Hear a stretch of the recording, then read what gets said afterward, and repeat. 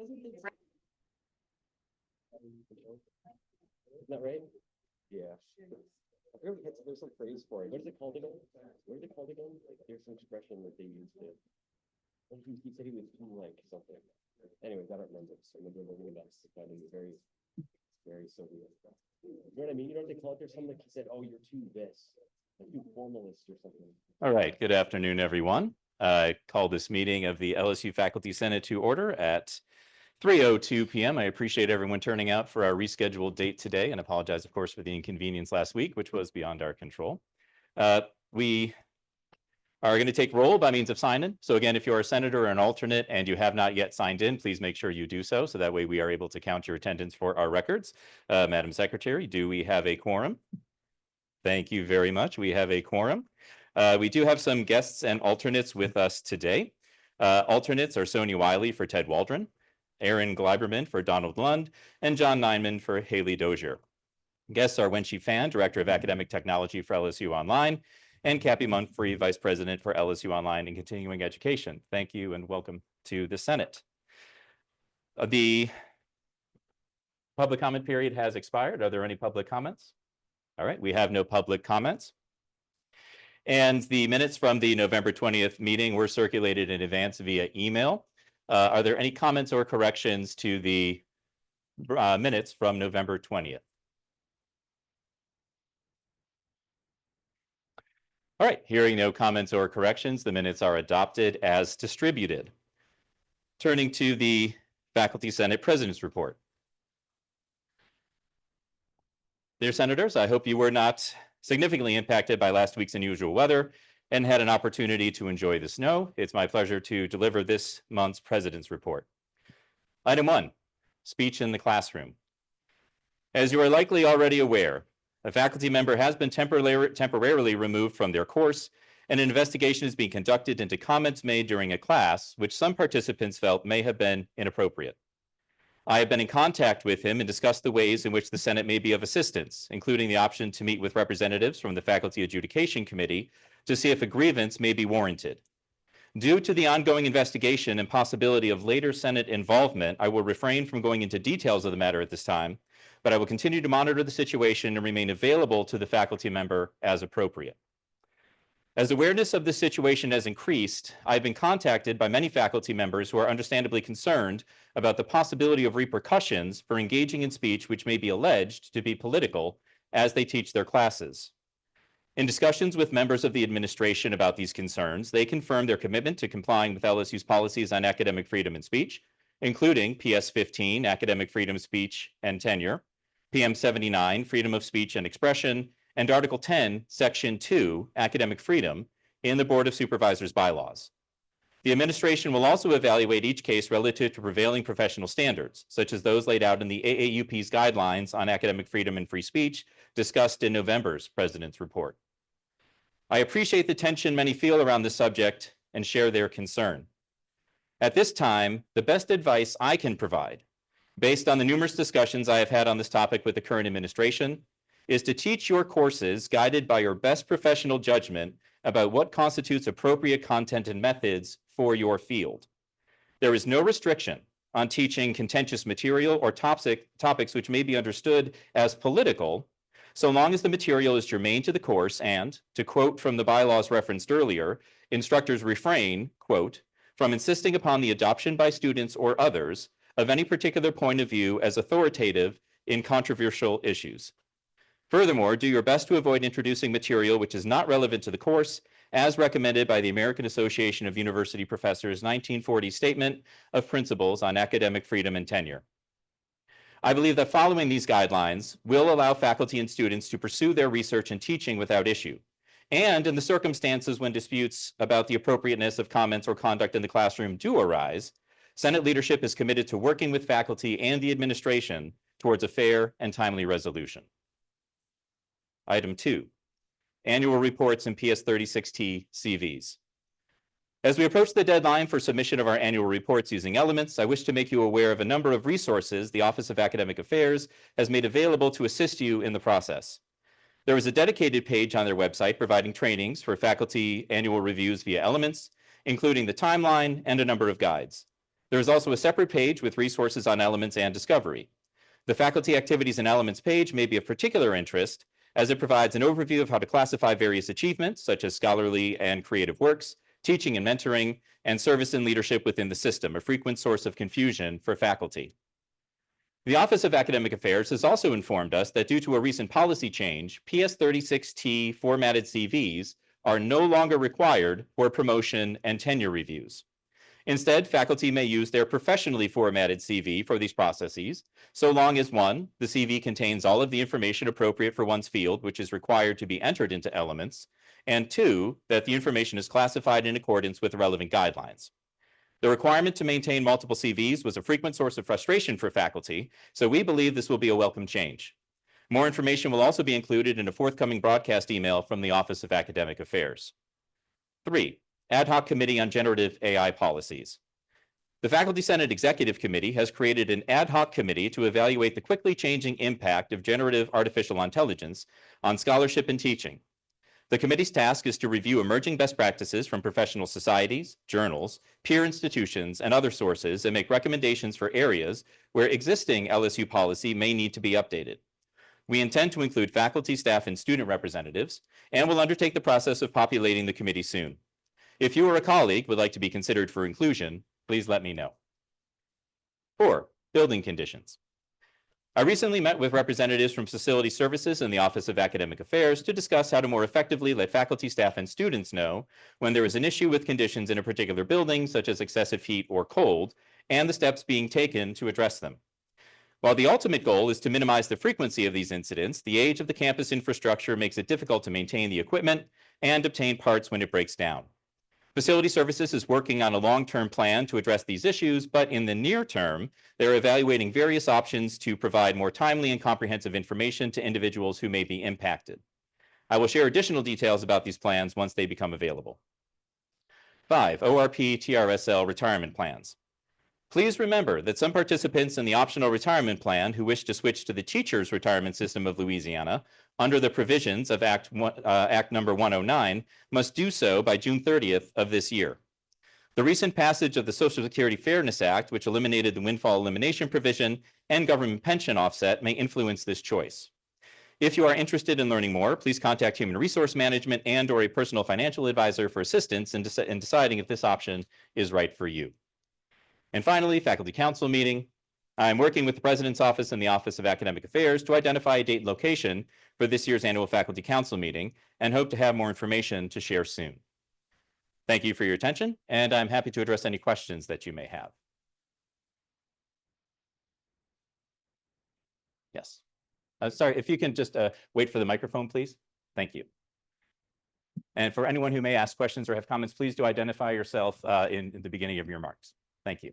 Hi, my name is Aaron Gluberman. I'm actually a proxy for a senator from the Business College. Sure. The number 3, the ad hoc committee for generative AI policy, does that have to be a faculty senator? It does not.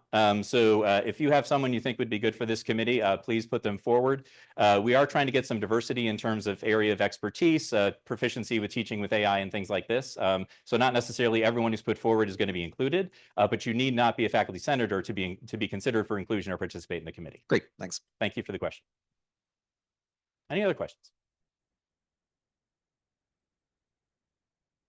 Oh, we have a question back here.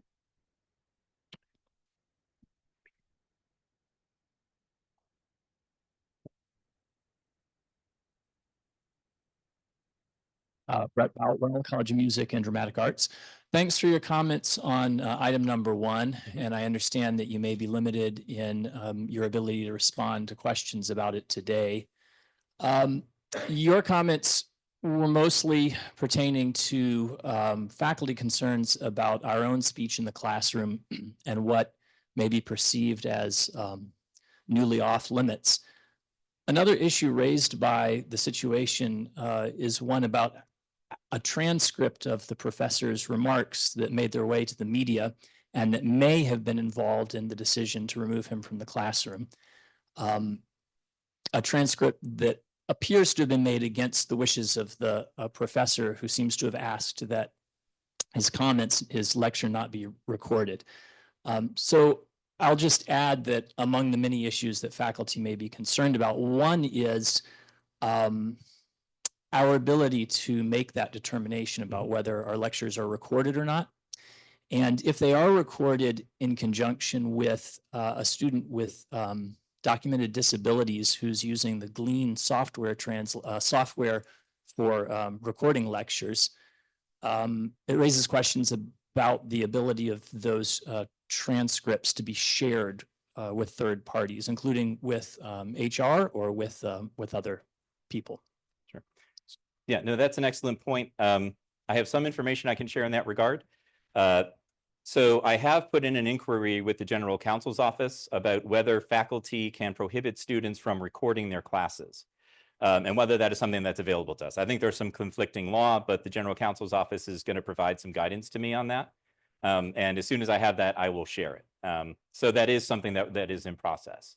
The second question is about the use of this software for disability services.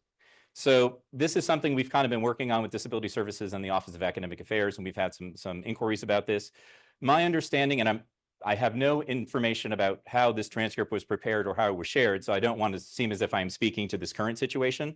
Generally, students, when they sign up for this service with Disability Services, my understanding is that they have to sign an agreement with Student Affairs, which prohibits them from sharing any of the product of the recording with other students. So that is sort of the safeguard that LSU has put in place about this. Now, again, whether that pertains to this particular situation, I can't speak to that. But generally, that is supposed to be the case. Now, right, once we get the guidance about whether we can ask students not to record or direct students not to record, in the case of Disability Services, we do have this requirement. You know, I think best practice in this case, unfortunately, is simply going to be to teach as if you are being recorded in all circumstances. Because whether it is permissible or not, the consequences, even if there is a policy violation and you've asked the student not to do it and you have the right to ask the student not to do it, if they do it and somehow this gets distributed right outside of the classroom, the repercussions there will be real, even if there's a policy violation. Right. And so I think the reality of the situation in which we exist now is just treat your classroom as a public space. And assume that whatever you say there may be redistributed outside of the classroom and act in accordance with that. Now, if what you say is covered by academic freedom, then again, we will work in that, even if it may be material that from outside parties may appear political or contentious. But if it is something that is not germane to the immediate course, there is a recording prepared, that recording gets out, and it is not under the provisions of academic freedom, I think that's where the majority of the issues may arise. But thank you for the question. Are there any other questions?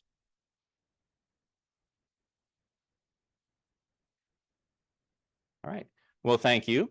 We will now move on to our next item on the agenda, which is going to be Senate Resolution 2501. And just a few notes about resolutions, because we managed to make it halfway through the year without one. So this is sort of a new procedure for us. The way this is going to proceed is that Secretary Osborne will come and she will read the resolution into the record. We will then enter into discussion. She will have a brief sort of overview presentation for you about the resolution, where it came from. It is sponsored on behalf of the Executive Committee, so it doesn't require a second. And then we will go into discussion. We will discuss the resolve clauses first, as is customary with parliamentary procedure. Then once we have finished our discussion of the resolve clauses, we will then get back to the preamble, which are the therefore paragraphs. However, due to our Constitution and bylaws, customarily, we require that resolutions require 2 readings before you go to a final vote. So it is unlikely, unless someone introduces a motion to suspend the rules, which has a 2/3 vote threshold to vote today, that we will have some comments today. We will potentially amend this as determined by the will of the faculty. Then you can go back and discuss it with your colleagues over the ensuing month, and then we will then take it up for final consideration in February, barring any additional changes. If you do want to amend the resolution, you can make a motion to amend. We can work through that when we get to that point in time. Historically, what we have found is that too many amendments just sort of gum up the works. So if we find that there's a lot of commentary that may require some alteration of the resolution, at that point, it might be appropriate to offer a motion to refer back to committee which would then send the resolution back to the executive committee. We would be happy to incorporate the comments from the discussion and then bring it back for the consideration of the Senate at the next meeting. So that is generally the procedure we're going to follow today. Are there any questions before we get on with business? All right. Well, if not, I would invite Secretary Osborne.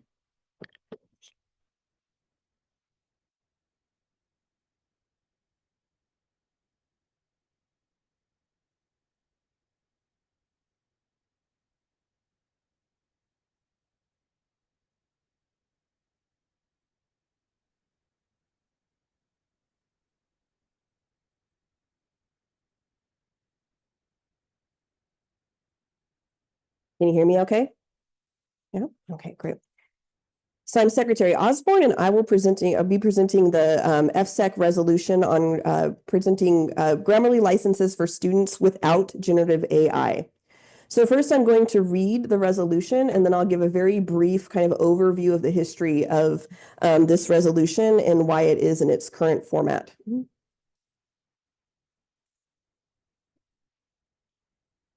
Faculty Senate Resolution 2501, Grammarly licenses for students without generative AI, sponsored by the Faculty Senate Executive Committee.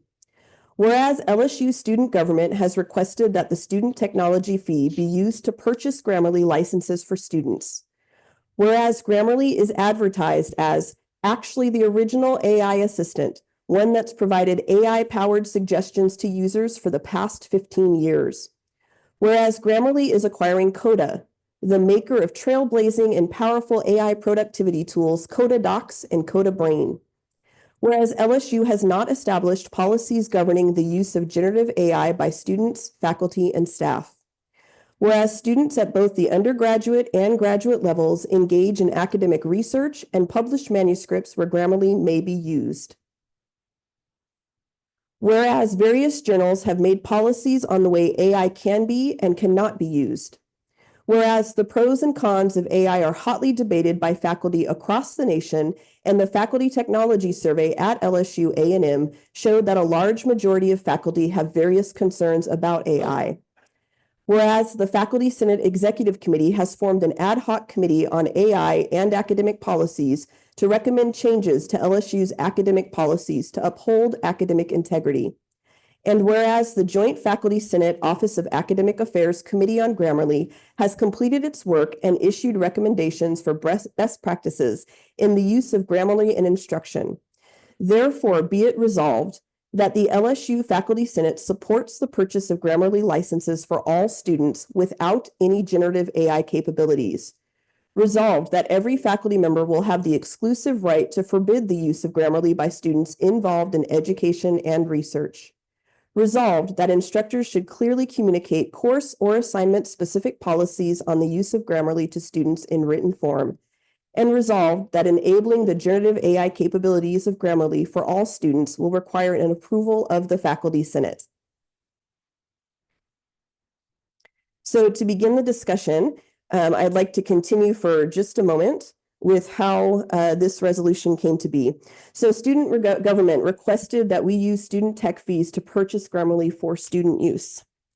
In August of 2023, the Vice President for Student Affairs, Brandon Common, and Director of SAA, Jonathan Sanders, gave a presentation on AI and academic integrity. In a nutshell, they reported that the significant increase in plagiarism cases, many of them related to AI, since 2022, and that the current tools we have to detect AI use are inconsistent at best. In the early spring of 2024, the Faculty Tech Survey was released to faculty. It included questions on AI use in the classroom. In February of 2024, ITS requested Faculty Senate feedback regarding the purchase of Grammarly. After feedback from the ad hoc FSIT committee and FSEC, it was decided that licensing to this software, that is Grammarly, without the AI option would soon be made available to all faculty and staff. In the late spring of 2024, past President Bazayev established a joint Faculty Senate Office of Academic Affairs Committee to develop a clear policy to put guardrails on AI use on student assignments. In August 24, the Faculty Tech Survey results were in, and it reported that only 27% of faculty had a positive response for the use of generative AI in courses. In October 24, Vice Provost Jackie Bach presented the work of the Joint Faculty Senate Office of Academic Affairs Committee, which was a set of guidelines and best practices for student use of generative AI in courses. And now we've brought to you this resolution regarding the purchase of Grammarly for students with no generative AI capabilities. So in deciding how to present this resolution, because we did want to get back to the students in a timely manner for their request, we took into account kind of everything that's going on around the country in relation to AI, and also what we've heard from our constituents and here on the Senate floor about how people feel about AI and how they're using it. And what we have is a spectrum that ranges from people who are incredibly enthusiastic about AI and the potential advances that it brings, and have no reservations about offering to students, to a resounding no, that this is academia and it should not be given to students because this is the creation of ideas and of their own work is kind of the point of being at a university. And there's a large number of people that fall somewhere in the middle, the yes or no, except for. And it depends on how you think of AI. So when we talk about generative AI, and this is the one that most people have the most concern about, is the idea that students don't necessarily have to have ideas other than an assignment title to have something created for them that can then be turned in. But faculty here on the Senate floor have pointed out that they use AI in their courses to teach students how to evaluate it and how to kind of handle it effectively. And then many faculty don't have any problem with the idea that this kind of AI, not necessarily generative, but AI, could be used to kind of help students along. Grammar corrections, spelling corrections, most of us use that. So depending on what's actually released to students, we have a wide variety of how faculty feel about that release. So I'm about to open up to the floor for discussion. If we were to vote on the amendment, which I highly recommend that we not do at this point, I think this should be brought back to your constituents and you should talk to students to get an idea of how everyone's really feeling about this. If we were to vote on it in its current form without any kind of modifications, a yes vote would mean that you support the acquisition of Grammarly with no generative AI capabilities for all students. You would have the right to forbid its use in your classes. If you were to use it, you would clearly communicate in writing your expectations for its use. And SAA has highly recommended that that not only be in your syllabus, but on every assignment, a frequent reminder on Moodle, anywhere that you can put it, of what is allowed in your classroom. Release of Grammarly with generative AI for all students would require faculty senate approval. If you were to vote no, this means you do not support the acquisition of Grammarly with generative AI capabilities to students. And so with that, I'll open the floor to questions and discussion.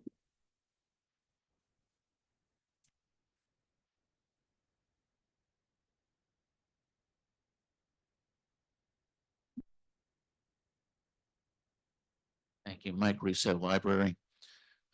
Is there a product made by Grammarly that does not include generative AI? So right now, and Jackie, you can correct me if I'm wrong, Grammarly has the ability to have the generative AI component turned on or off. So potentially if faculty wanted to use it for their specific course, they could have it turned on. So a certain group of students could have it turned on, but for the whole of students, it wouldn't be turned on. Thank you. Mm-hmm.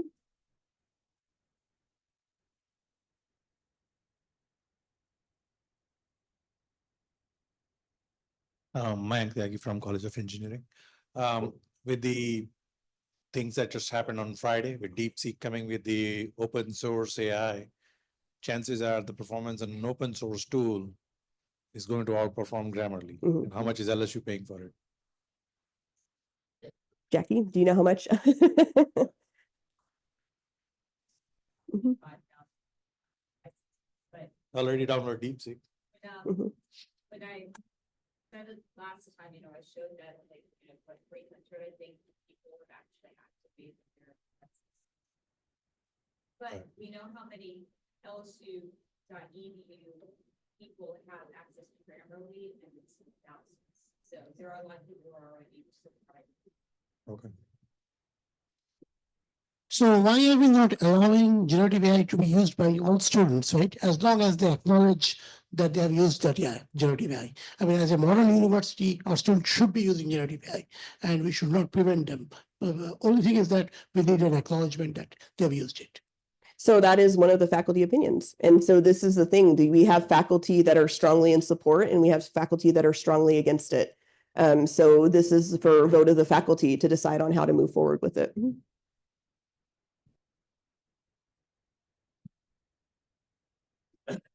Yeah, I understand there's a free version of Grammarly. Is that something that's being considered?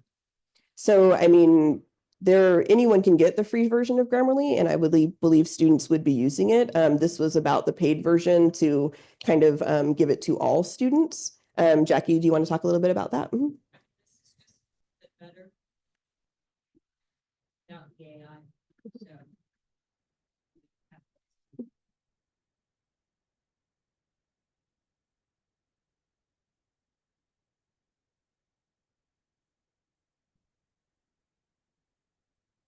Okay, it's on. Is there a way to ensure that the AI capability stays off?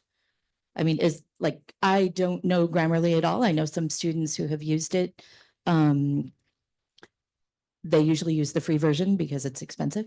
But I mean, it seems likely that somebody savvy would hack that and turn on the generative AI ability. So right? it's possible that could happen. It's also possible in the very near future, the generative AI component will become the base because that's what's happened over time. It's gradually gotten more and more sophisticated. And this is one of the things that this is a resolution that not the resolution itself, but this whole argument, we're going to have to be constantly coming back to this and updating it because things are changing so quickly and so many technologies are developing. And we have people here at the university that are on par with everything that's happening, but the faculty at large are not, and the students are not. And so it's going to be a constant kind of balance to figure out where we stand. So if I can chime in a little bit on that, and goes back to a previous question. So I think Grammarly is evolving very rapidly, and the way they have acquired or they are acquiring Coda, generative AI is almost like a default option. I think like when I talked with Craig Woolley, Chief Information Officer, a few months back, he assured me that there is a switch we can turn on and off. I don't think like we know exactly today, like what will be the status. We believe the things remain the same. So that is why the concerns have been like taking all the concerns into account, which various faculty members have noted.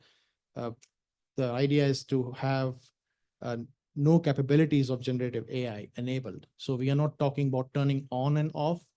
The idea would be like if we pass a resolution Grammarly without generative AI, and if Grammarly comes and says, well, that's not an option from our side, there will be no acquisition, which will be supported by the Senate.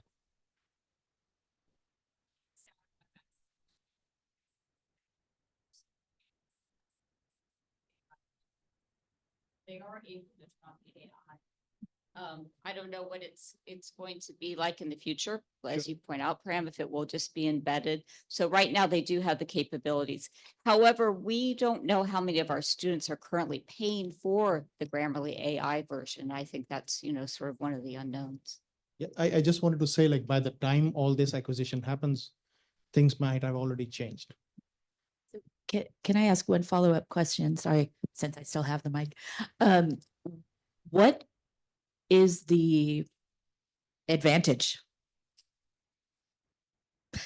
I mean, aside from like, I would like nothing better than to have my students be better writers, but more than that, I want them to be better readers and thinkers. And that's not going to happen if there's a machine controlling their language. So I don't understand why this is like somebody who's in favor of it. What is the advantage? Thank you.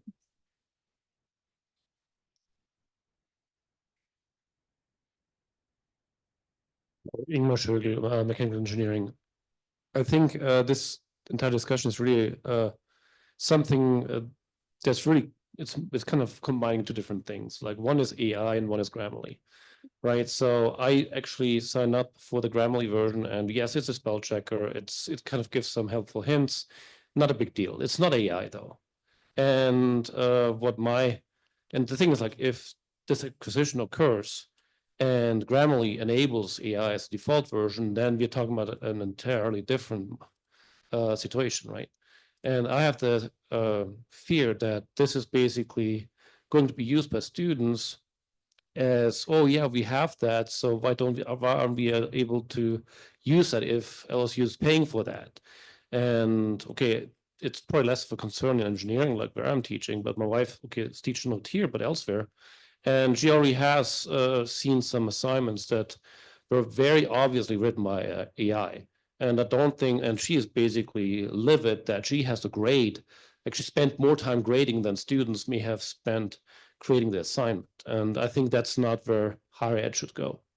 So, and I just want to point out that, you know, when Grammarly started, I would agree with you, kind of a spell check, grammar check, and I think many faculty are completely fine with that. But the thing that I circled there, that is actually Grammarly, and it does have generative capability. So you can give it a something to do, and it will create something for you.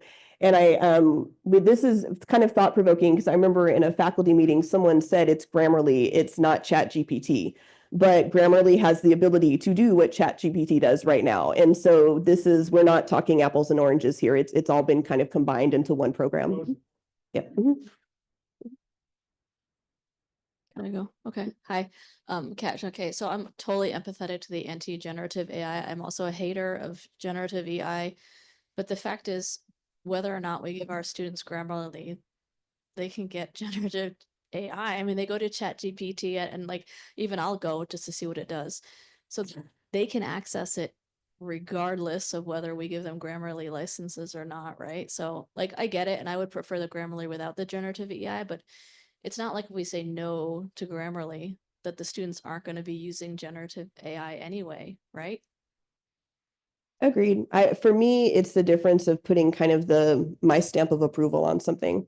And so it's kind of saying that, look, this is happening, it's going to happen, okay, or I endorse this. And so for me, that's the difference. And some people don't have that problem. And so this is really the importance of the discussion, is kind of getting a real map of where the faculty are on this and eventually voting on it one way or the other. So to answer why generative AI is helpful to students, right? You know that so even for humans, supervised learning is the most efficient for learning, provided you have ground truth. Okay. So think about a student, right? So they write a particular paragraph, right? And then the generative AI tells them this is the ideal way the paragraph is written. They can learn from it. And for first generation students, that's the supervised way of learning, right? For first generation students, they have nobody to provide them with that ground truth, right? They don't have parents, educated parents at home, or, you know, friends that can provide them with that ground truth. And that's why generative AI is a wonderful aid for education, and it should be included, it should be provided to all students.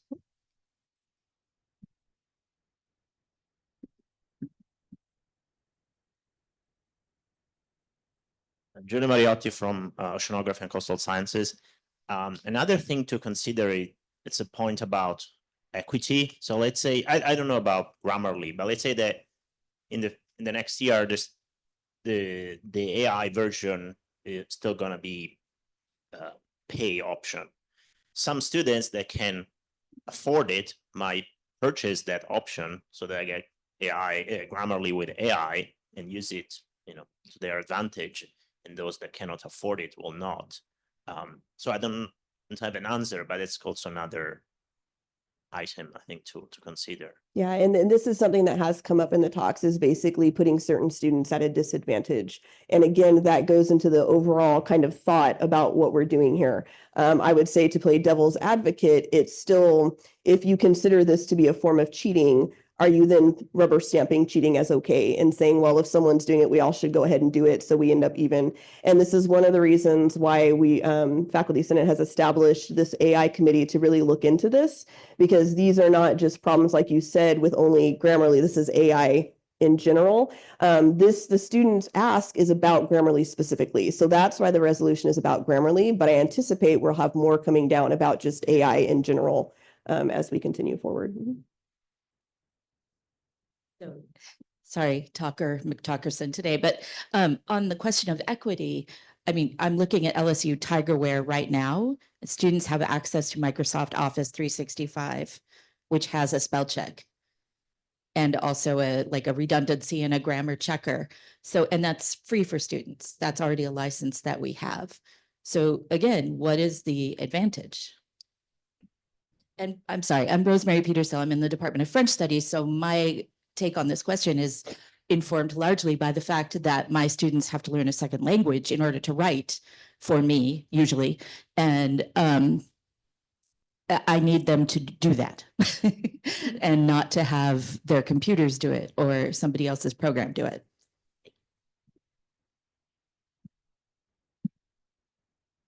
Hi, Aaron Gluberman from the Business College. Was there a specific reason that Grammarly was requested when ChatGPT is like either free or like the paid for version is not terribly expensive? So if you have $20 extra a month, like you have amazing generative AI capabilities. Like why Grammarly? Do you know? Do you know that? Mhm. Jackie, do you know? Mhm. Why Grammarly?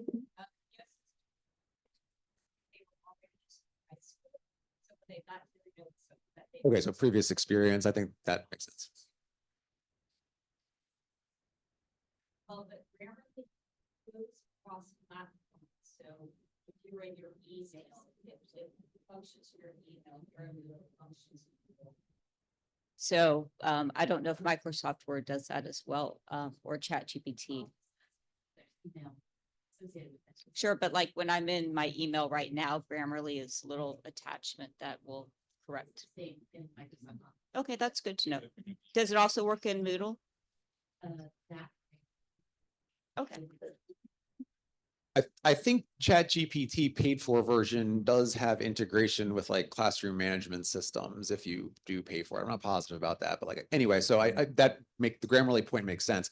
And I think adopting Grammarly is like a tacit stamp of approval of using generative AI. I mean, that's sort of what that signal would be, but like at the same time, that equity issue I feel like is a big deal because if you're a student that can afford to pay for ChatGPT, you're gonna, and your stuff's gonna be incredible compared to the students that can't. So maybe we should give access it or give access to it to everyone. End of point. It's well taken.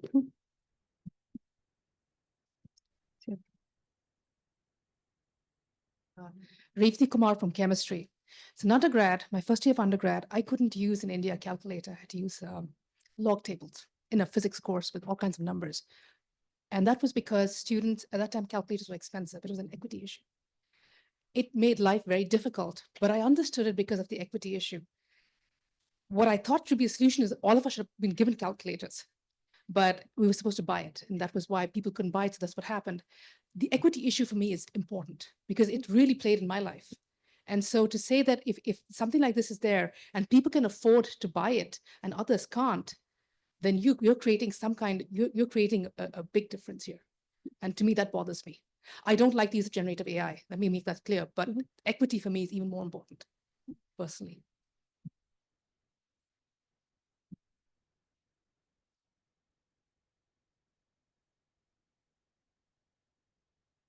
Hi, Sam Snow, environmental engineering. I just was already going to say this, but with that example, it may be helpful to think of these tools, both of them really, AI and the grammar checking, as a calculator for language. We don't allow certain kinds of calculators sometimes for certain assignments. We have to know the math, but it can speed things up.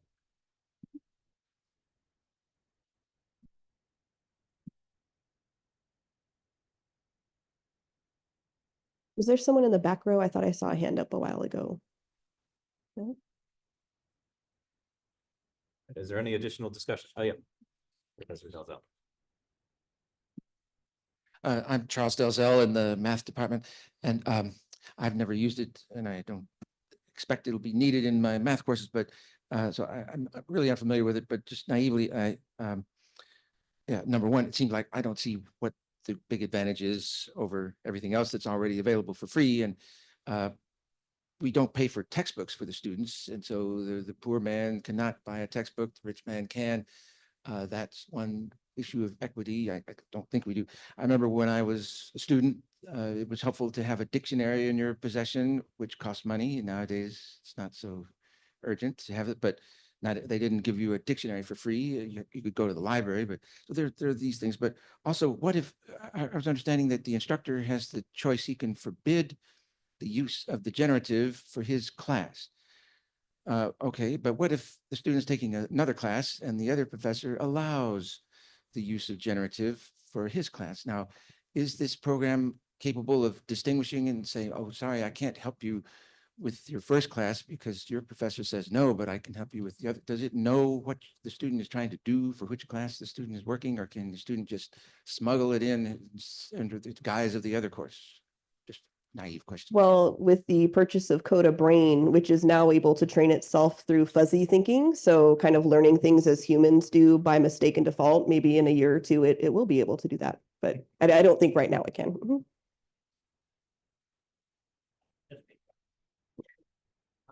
So, students are not allowed to have their assignment written by someone else, like pay someone or have another student do the assignment. So the way I see it is, it's totally fine to have one class that doesn't allow to not to use generative AI, and it's kind of part of the students' ethics not to do it, and it's kind of the honor system, the same way that they shouldn't have their assignment written by someone else. So again, in my opinion, we should allow, like you mentioned the textbook. Well, if you don't have money to buy a textbook, often hopefully the library will have it. So I think for something, the technology of today, I think personally we should allow access to some generative AI, and we can decide at what level that I guess it's fair to everybody. Again, I'm not particularly in favor of it, but in terms of equity, I think should be allowed, and then each course will allow it to use it or not. And then the same way that there is a challenge of some student have an assignment written by someone else, maybe you didn't figure it out. Like if maybe it's not that good, then maybe kind of slip through. But that's always the problem with in home assignment. I guess if it's an in-class exam or assignment, you will not have that problem. Thanks. Very interesting point you point. I'll give you an example from the course that I'm teaching. So I teach computational methods and machine learning to petroleum engineers, and they do have to do a lot of Python programming. And until the last week, I could still say that, okay, go use ChatGPT, and I would see them make some changes in the code because it would not run very easily. With DeepSeek, the kind of code that is coming out of just free tools. I'm not even talking about, thing that you're doing paid version. This is already free. And the level of the code comes out, it is better than any of my students have written before. So, we are discussing something that the train has already left. There are free tools out there that can do the jobs. Like I used to teach coding. People are talking about math department. Well, DeepSeek already can make silver level in AIM. Try throwing AIME level problems with your colleagues and then see how many are going to make silver medal. I'm telling you, like the tools are becoming that powerful. The thing that what Julia is talking about is it's okay when they're doing it in the homework. Your assessment should be looking at their understanding. Something like, okay, you use a tool, but is my course assessing whether they understand? And that comes out of your in-class exam. You're not allowing them anything while they are taking an exam. I'm not going to be testing them on programming when they are taking my final exam or a midterm exam, and then that would be clear, right? So assessment and understanding is very important. I agree about assessment and understanding being very important, but in the humanities, we don't measure that the same way as in chemistry or computational mathematics. Is that right?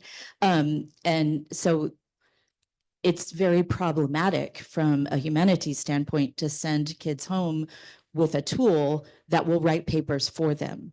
It doesn't show anything about their understanding, and they don't necessarily even need to take cues from the coursework and from the generated AI papers I have already read. It's clear that they did not indeed. So I don't know. And again, like there are free tools out there. Then it doesn't require paying money to use ChatGPT. You can play with it, and you can play with it for like 5 or 10 pages. So you know, I just don't see the advantage. It seems like the money that we would spend on a university license for this tool that is already available through other things can be better spent, like on our library, for example.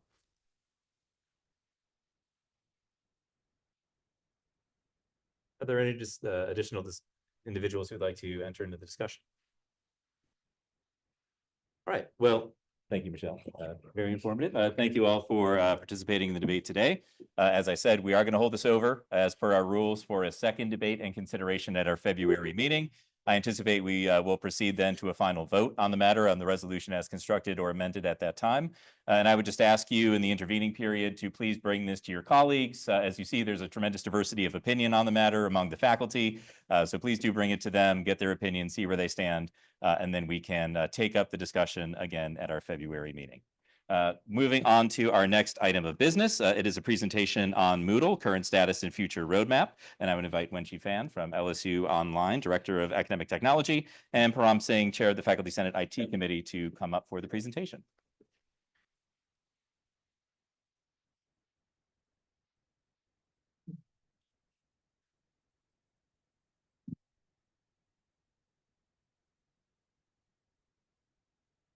Okay, good afternoon, everyone. I'm Parampreet Singh. I'm also chairing Faculty Senate IT Committee, and it's really great to have Wen here today. Wen, you want to introduce yourself? My name is Wen, and I serve as a Director of Academic Technology from LSU Online and Continuing Education. And we also have Cappy Murphy. Like she will be concluding our presentation with some statements later on. Like I hope like this presentation won't require so much of debate. We are just updating on the facts, what we have learned in last few months. So I'll begin with the first part of the presentation, and Wen will take over on the second part of the presentation. So there was a Faculty Senate ITS, Office of Academic Affairs joint survey. There was a collaboration which started from Jackie Bach, me, and Craig Woolley. We did this survey in February. It concluded, and we got a lot of responses, almost like 600 responses from which constituted about 40%, 45% of all faculty members. We looked at various areas, but this slide just tells what happened with a question which was about Moodle.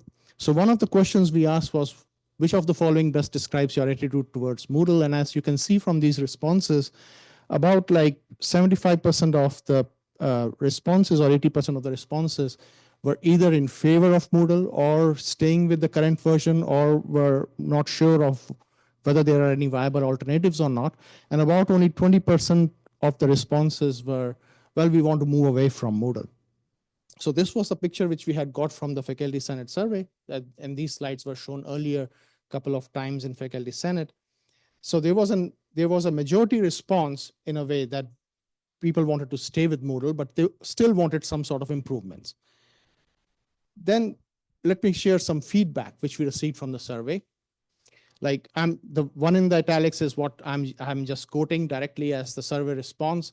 One of the survey responses, which were, and this slide is about the negative functions. People were not happy with Moodle. Like it's like the old VHS player from the 20th century, and we don't know like why we are still having that technology today. The previous learning management system, which was Blackboard for LSU, and the alternates people have worked with, like Canvas, they are much more user-friendly. Faculty complain that Moodle is not intuitive, it's not easy to navigate, it's quite clunky and tedious, and certainly the gradebook function needs massive improvement, and I personally will attest to that, like many of you. Like the gradebook function is the one which stumbles everyone here. But there were also responses which were quite positive for Moodle. Like people commented like, why fix what is not broken? Especially when it's open source, it's customizable, it has a lot of potential. It can cater all kinds of faculty members, those who are not too much deep in technology versus those who really love to customize things themselves. And basically all learning management systems more or less are the same.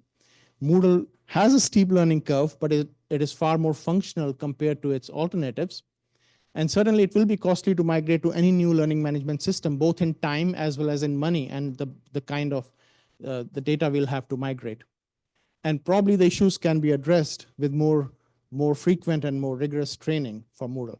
So they were both, again, like the faculty were those who were supportive of Moodle, they were in vast majority, but the faculty who were against Moodle, they were quite vocal with their comments. So I'm just sharing equal amount of comments from both sides. So then we also had the summer surveys, which we performed in summer of 2024. And this is where James Murphy, who is Provost Fellow in Office of Academic Affairs, he joined our team and he did an incredible job in helping us with the survey and analyzing the data and so on. Some of the survey responses were Moodle is a previous generation learning management system.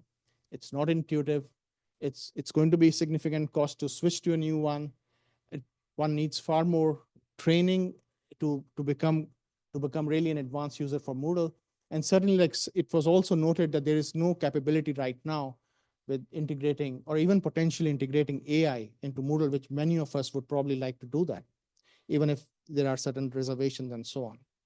Again, like I have to mention that the summer surveys which we did, there were 4 summer surveys. There were about 40 faculty members who participated really intensely and rigorously, and some of them are in the Senate today. And again, the responses were kind of quite mixed, especially on the learning management system. But the main concern was that if we have to still switch away from Moodle, there will be a significant cost, and who will bear that cost? And that is where the Chief Information Officer, Craig Woolley, promised that if we reach such a junction, then ITS would really like to help faculty as much as possible and will probably bear some of the cost. Okay, so various things happened after August faculty Senate meetings, which we were not able to update you on. There were some media reports, and the Moodle leadership, in particular the Moodle CEO, Scott Anderberg, he got in touch with us. He wanted to know more about the survey results as they have appeared in media, and then we started discussing with his team how we can improve the Moodle experience at LSU. I have to mention, like, we clearly communicated that we are not decision makers, and we just wanted to learn what is the status, what is the best case scenario for LSU. This was just an education. These were just educational meetings from our side, what we participated. It was made clear in every meeting that we are not committing to Moodle. We are not looking at, we are keeping all the options on table for us, what will be best for LSU. So both of us, Wen and I, we attended Moodle Mood Global 2024, which just happened to be lying around those meetings in October to learn about the state of the art. We went to Mexico only to learn what is the current state of the art of Moodle, nothing else. So we participated in various focus groups. There was a Moodle Learning Management System focus group. There was a Learning Designer Jam in which I participated. I was able to work with the most up-to-date version of Moodle, and personally, I couldn't believe like what I was working on, because this was not Moodle, which I used to work on at LSU. Like in 15 minutes flat, I was able to make a beautiful course, which I could never believe that I can probably make it in LSU for many hours. So it was for, at least for me, like it was some sort of a spiritual experience to get into completely new technology and see what it is capable of. When participated in Users Jam, we also had one-on-one discussions with Moodle leadership, like their team, like the CEO and his team, and both of us, we showed our Moodle version of LSU, and they commented on where we are lacking, why we are lacking, what can be upgraded, and so on. Again, all those discussions were with the huge caveat, which we always used to say, you can't sell us anything. We are just here to learn, and they understood that. And what we really liked was that Moodle being open source, it was like going into a open source conference where people just want to talk to you on educational front and talk to you about research and so on. There was no peer pressure or anything on, or no salesmanship from their side. Okay, so I just want to present some updates, 2 slides, and then Wen will take over. This is what I learned from my side, and Wen chimed in on how I can, these are the faculty-oriented updates. So why there is a problem and what is the state of the art? The LSU uses Moodle 4.1 versus the current state of the art is Moodle 4.5. So we are actually 4 generations behind the current state of the art today. The visual experience, which is called as a theme, but not to be confused by the simplicity of Windows theme or something like that, is the snap, which is provided by our vendor OpenLMS. it has certain limitations when compared to the popular theme, which is used in various universities, which is called as a boost theme. It turned out, it was revealed to us in the initial meetings that the OpenLMS, which is our vendor, is actually not a Moodle certified vendor. We have a very large user base of active users spread across 4 campuses, which is about 90,000 users of Moodle.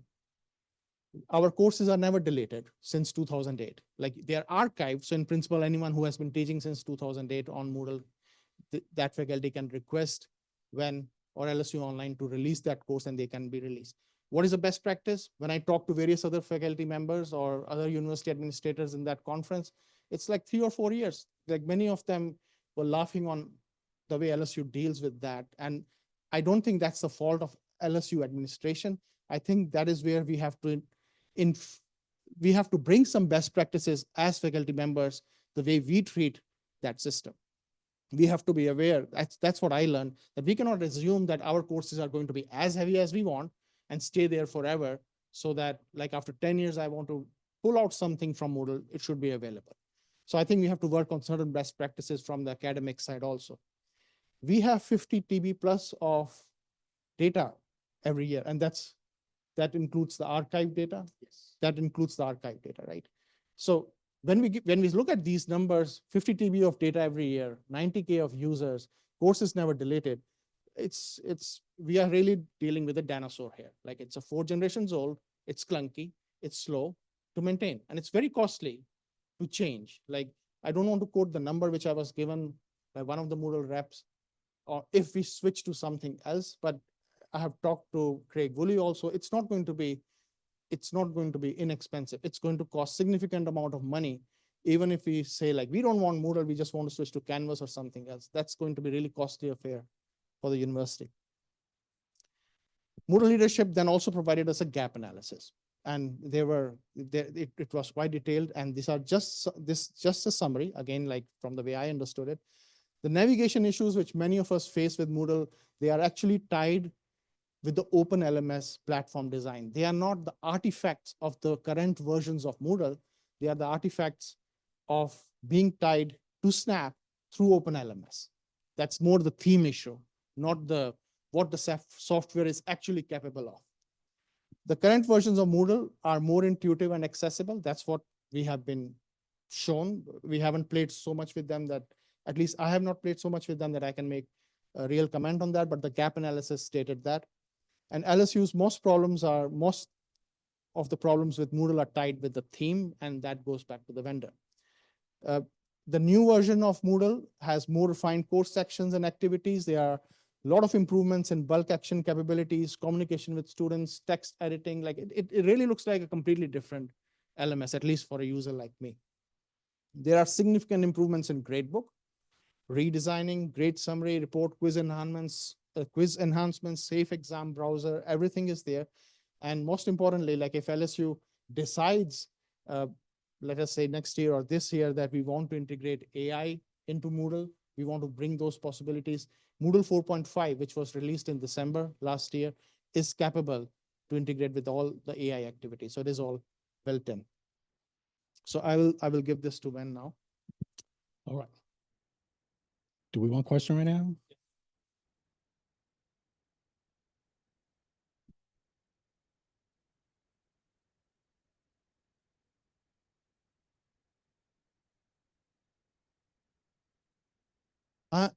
That's a very good question. I'm not sure.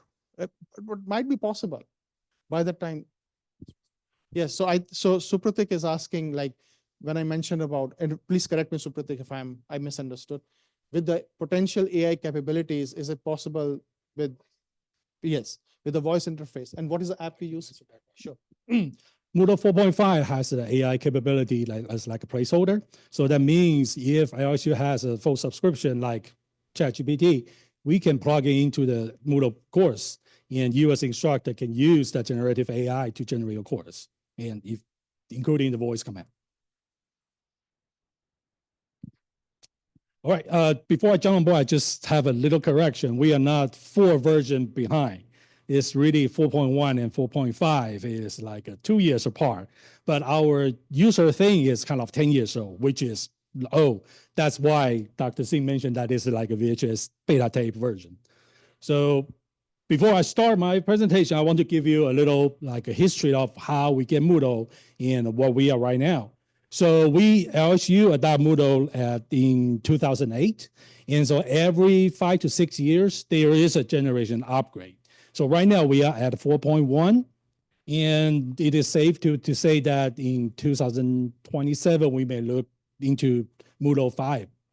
So there's a side note for our current version, 4.1 LTS. LTS stands for long-term technical support.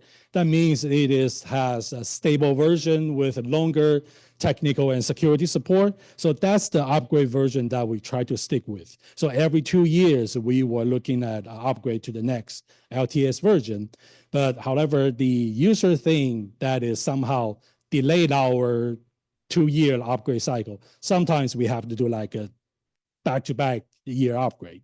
So that I will mention that. What some of you may ask, what is the user's interface? So there are several layers within LSU Moodle that we have to make sure each layer works right before we can launch our Moodle to our faculty and students. So that the core is the Moodle core and database. Every school can grab it and start using it, but that the functionality just not meant for LSU use. And our developer has to make the customization available to the faculty, like the gradebook enhancement or the course restore and the backup process that make you easier to bring back previous taught courses into the current one. And next is the connector to LSU system. We need to make sure all the data like students' grade can floating from Moodle to registrar office so that all the data, student data, enrollment data, and course creation data can travel through all the LSU systems. And finally, the third-party tool, like Turnitin, we have to make sure that integrate within Moodle well so that faculty and student can use the tool within Moodle instead of going to somewhere else. And with all the layers together, we have to use the user interface thing to wrap everything together. That's the look and feel of how you see Moodle. And some of you may search on YouTube or Google for help how to use Moodle, and you will find the majority of your search result is quite different compared to our Moodle because our theme is kind of unique. Back to 10 years ago, it is modern, it looks fancy, but with 10 years, the majority of the user abandoned that shape and switch to an original Moodle thing. So that's caused there's less and less upgrade on the current thing, and it looks so. So right now you see all the layers laid together. It may clear like onion to you, but really to us, to make one change of the layer, we have to touch everything. It is almost impossible to change one of the database without touching all 5 layers. So it is really kind of like a 5-layer dip to me. So when you dip in, everything meshed together. So for every upgrade that we are looking at, it takes a year because of those layers. So Moodle has the Moodle team has 3 task forces when we're talking about Moodle upgrade. Usually it's a year-long process. In early fall, the Moodle admin team just review the student or faculty users' feedback from survey or feature requests. And we also take recommendation from the Moodle headquarters just to set up the Moodle upgrade scope to make sure what kind of plugin, what kind of feature we need to bring in for this upgrade. And once we set up the plan, the testing plan and the communication plan, the Moodle development team just start working on the customization just to make sure all the pieces can work together within our test server site. And finally, the Faculty Technology Center used the test site to generate the training material and the tutorial.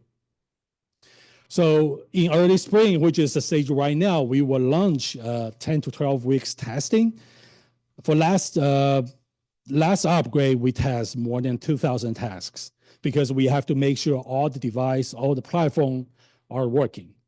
So we have about 30 people testing for like 12 weeks. Once we finish the testing, all the feedback goes back to the development team to make enhancement or revision. And then we start communicating with our users. So that's when we start announcing and doing the training. All the way to the summer, we have a soft launch in the summer semester because usually it has like last users, a few courses that we can still have a chance to tweak. So by the fall, when we have an official launch, we have like a four official launch for the fall. Okay, for the future upgrade, which is coming to this May, there are several things that we are looking at. The first is the thing change. We try to get away from our current thing because that really looks old, and we want to have like a healthier upgrade cycle. And also because there are more and more people abandon this current thing, we will have a better plugin integration if we switch it to the thing that the majority of users use. And also, we learned from the Moodle, we have a global user connection. If we switch it to the thing that the majority of users is using, then we can exchange information and we can learn from each other. Also, because the Singh is supported directly from the Moodle headquarters, we can have the CEO and the leadership to help us to design a better template, a better user interface, and through the new thing. And the last one is that we have a lot of student requests, a mobile app, which we have a Moodle app right now, but it doesn't work well with our current Moodle. With the thing change, we will be able to support the official Moodle app so that they can check Moodle their course through any device that we choose. And also through the survey that Dr. Singh just mentioned, we have like 20% users that are really not happy with Moodle.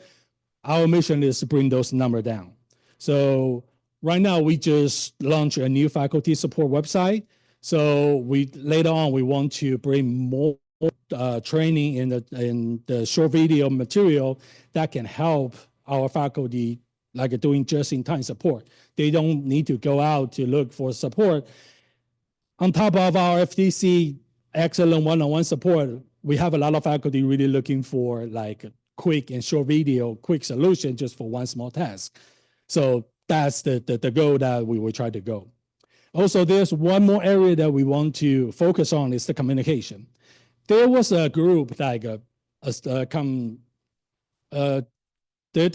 a group that consists with the faculty 5 years ago to provide us a feedback, the first-hand feedback and help us to prioritize what's the customization that we want to bring up to the table. So that was a disband for some reason like 5 years ago, and we found that we missed that communication directly from the faculty.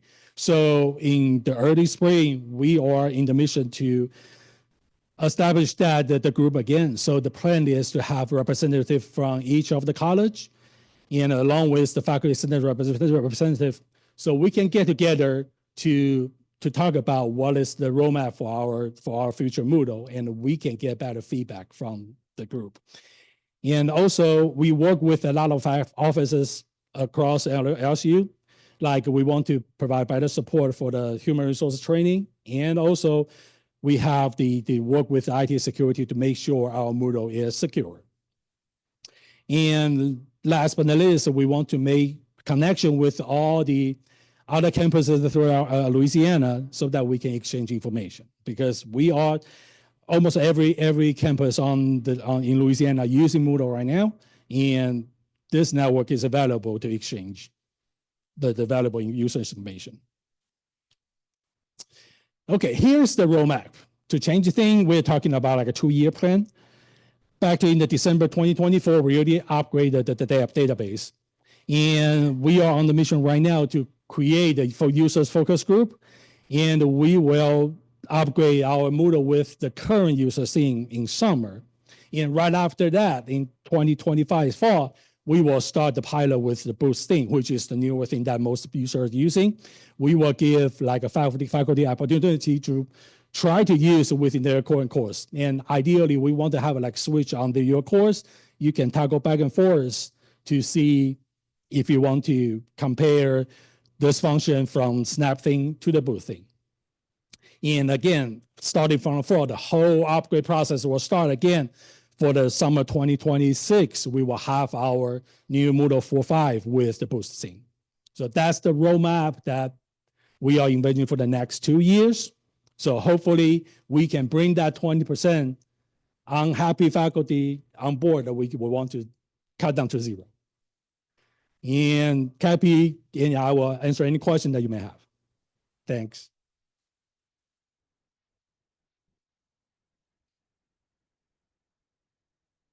Hi, Paul Soto from Psychology. Just 2 quick questions. So if I read correctly, the boost theme would allow more bulk action.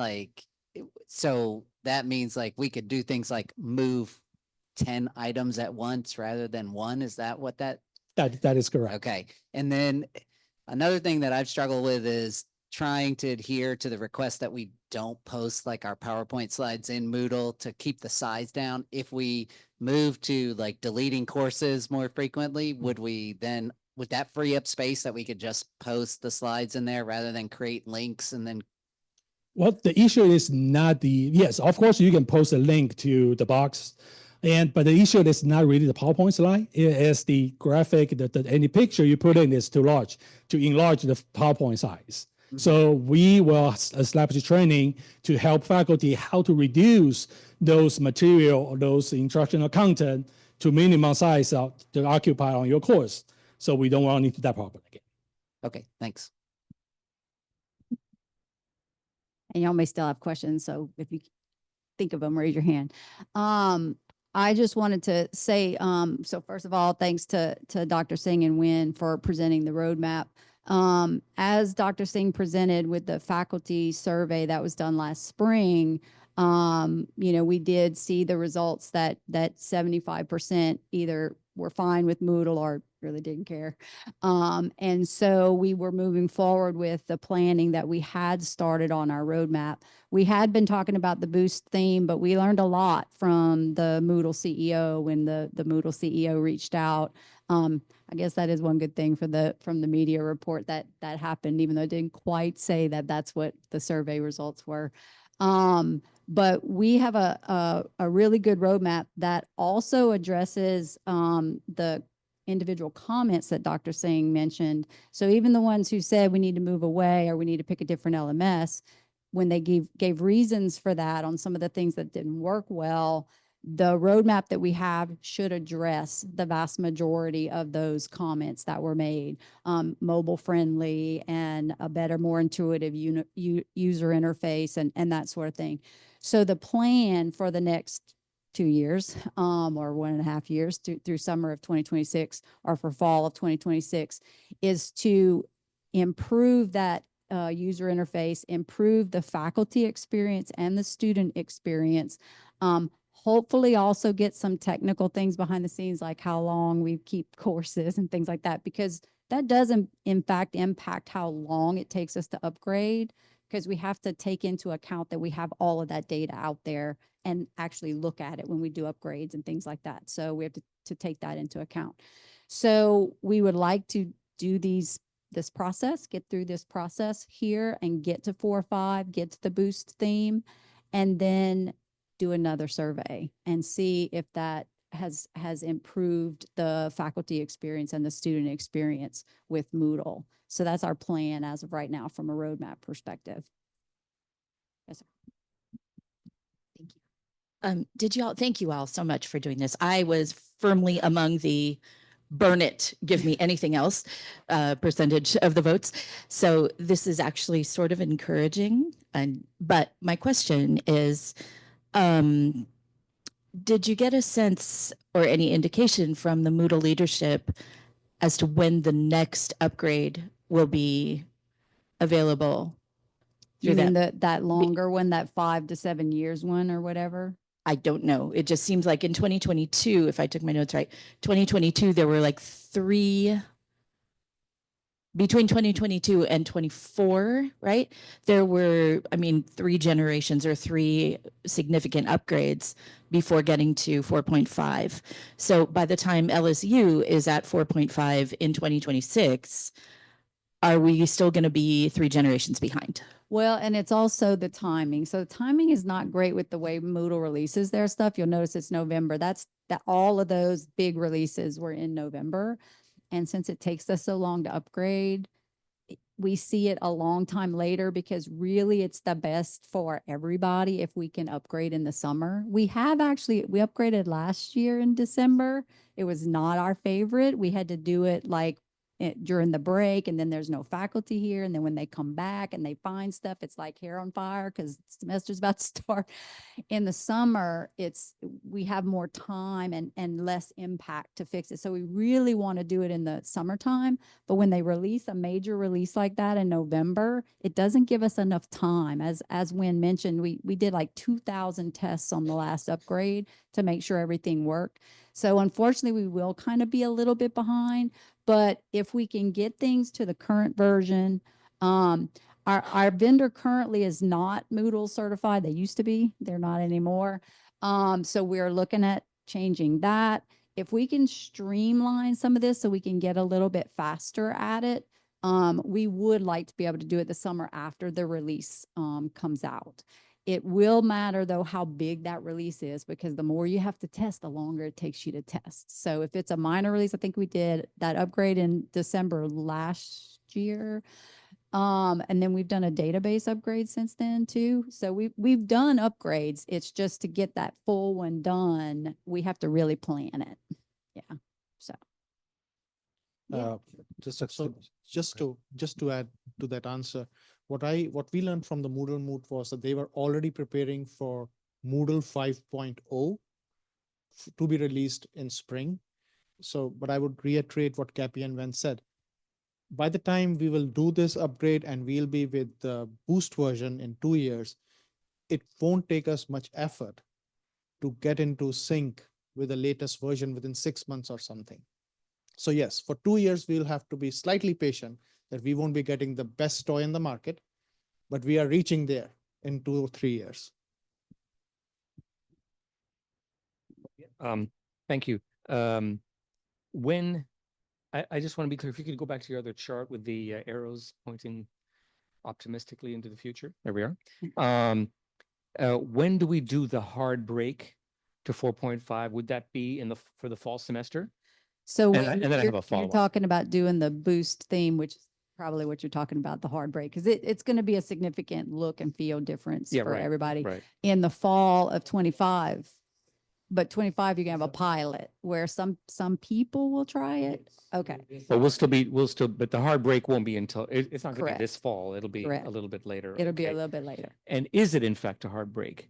Or would there be can we use 4.1 for a couple of weeks or it's gonna be a hard break, which is fine. I mean. Yeah. I mean, once we upgrade, we're upgraded. That's why we try to do it in the summer because there is no there is a fallback, but then you're another year. Like we gotta, you know what I mean? You'd have to go all the way back. It's not like for a few weeks and then you can turn it on. Gotcha. So, yeah. Okay. And for the record, Edward Shahada from Sociology Criminology. Yeah, a quick comment about people making how long you want to keep the courses. Well, whatever we do, we cannot get them out of sync of our ABET cycles, which is accreditation, whether it is for undergraduate or the graduate sex. So whatever the years of cycle we need, the course folders must be maintained over there. Otherwise, your accreditation program will be in trouble. Yeah, we had done a retention survey too, right? I think the longest we got was 7 years. So probably you would keep. Yeah, 4 to 5 is shorter than your ABET cycle. Right. So I think it was like 7 years, but it's certainly less than 2008. Yeah. So, yeah. But that was first comment on the archiving of courses. After a while, I think university should have an archiving policy. We shouldn't be held hostage to software like Moodle, whether we want to keep the course or not.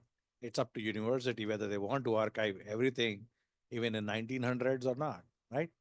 So if they wanted to keep that archive, create a archive source for both research and teaching, but it shouldn't be software dependent what we want to archive or not. So unfortunately, the course, at least this is my, I have a background in IT, so, but you also have to figure out how you're gonna be able to read the course. And so if it's on a version you don't have anymore and it's significantly different enough, yes, I'll have the course, but you won't be able to do anything with it. Okay. So you really do have to think about, if you have things on a 3.5-inch floppy or even maybe a DVD, you probably can't read it at your house anymore because you don't have a DVD player anymore. So it's like, yeah, I have it, but I can't use it.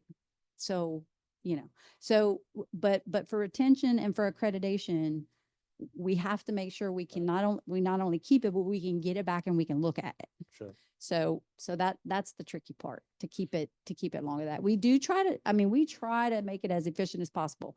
Put it on cold storage, put it on things that are cheaper, offline storage, that kind of thing. But it's still there and we still have to make sure it works. So. I so thought that's that the was the hard easy part. Yeah. But, Yeah. and the last comment was on engagement. I think we create these course content and everything. And why I'm saying like people are kind of having this kind of inertia for changing with faculty. If students are not complaining about it, they don't want to change it. So are students very happy? Like, are they engaged? Are they finding that engaging with the current Moodle, I get better quizzes or feedback on my assignments? Like, how do we start increasing? Like, one question was, if somebody is giving a lecture, could we have Zoom type of capability already integrated with it? Or when I'm using a Moodle, can I record myself? Yeah. Like something was going on is people shouldn't be recording it, because as a custodian of my course, I don't give anybody permission to record me, but I ask everybody's permission that I'm going to take a poll. I need your permission because you will be recorded and you will be talking in my course, right? Right. So something like those kinds of things in terms of engaging the students and giving some control to the instructor. If it is instructor owned material, what are the features that are coming in? Well, I'll let Wen talk about features for our Dr. Singh, because they just went to Moodle Moot. But for the student engagement, we recently did a student focus group on the Moodle interface and got some feedback from them, which this roadmap does in fact align with some of the feedback. And probably the biggest thing is just what Wen said. They want it mobile friendly. They do everything on their phones. And while they can do Moodle right now on their phone, they can. It ain't pretty. Like, you have to scroll through stuff and you can't see what, it doesn't look like it should look on a mobile device if it was mobile friendly. That's the biggest thing we got. And they do in fact have a mobile app and a mobile friendly version. We just can't go to it yet because we're not on the right theme. So that's the plan. But I don't know about faculty. I don't know if y'all had anything on faculty control over things like video recording and stuff. Yeah, the faculty control video is available through Panopto, and you can have a Zoom section in your course for sure. We have the plugin there, and one of the biggest feature of Moodle is it is customizable. So we take almost every day we have like a feature request every day from all users, student, faculty, everybody. So we review those requests and make that available to meet the faculty's request.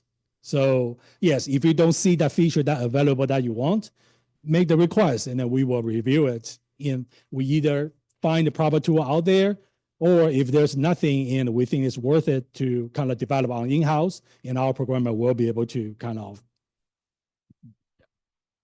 I'm going to brag just a little bit too. So yes, Moodle is open source. And so there is a repository of people, if the universities that use Moodle develop something and put it up there, you can download it and use it if you're on the right version and on the right theme and all that. One of the developers we have is one of the premier ones in the country. Like, he's uploaded code that our faculty have requested to get done, and we've created it. There's pros and cons because we got to test all that when we upgrade. But we have a resource here, a couple of resources that are really good at that. So that's why I'm very hopeful for putting the faculty focus group back together, and really looking at it at a more group-like perspective of what all the faculty could benefit from.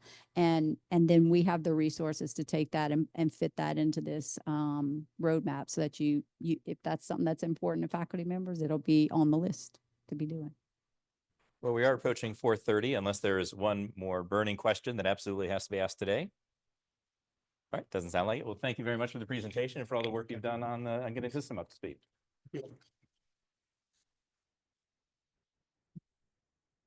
Right, and that is the exhaustion of our business for today. Is there a motion to adjourn? All right, we have a motion to adjourn. Is there a second? I see a second. All those in favor, please say aye. Thank you, everybody, and we will see you back here on February 20th for our next meeting.